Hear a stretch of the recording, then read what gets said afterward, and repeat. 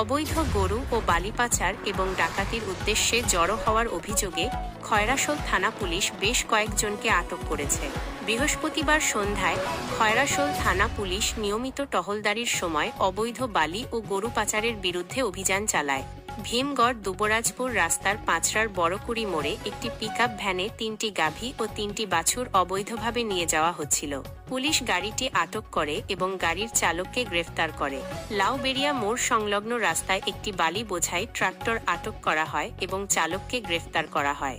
গোপালপুর মোড়ে ডাকাতির উদ্দেশ্যে জড়ো হওয়া ৩ জনকে পুলিশ আটক করে। এদের মধ্যে একজনের নাম বাপি বাগদি, বয়স ৩৯ বছর, তিনি খয়রাশোল থানার পানশিউরি গ্রামের বাসিন্দা। বাকি দুজনের নাম ছোটন বেদ ২১ এবং রোহিত বেদ ১৯, তারা পশ্চিম বর্ধমান জেলার বাসিন্দা। পুলিশ সূত্রে খবর, গরু ও বালি পাচারকারী এবং ডাকাতির উদ্দেশ্যে জড়ো হওয়া ধৃতদের সকলকে শুক্রবার দুবরাজপুর আদালতে তোলা হবে।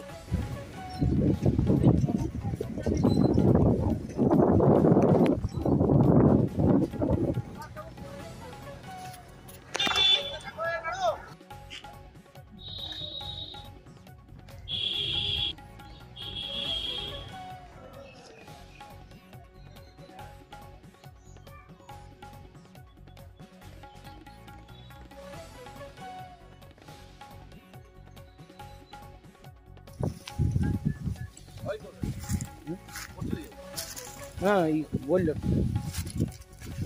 কি করবে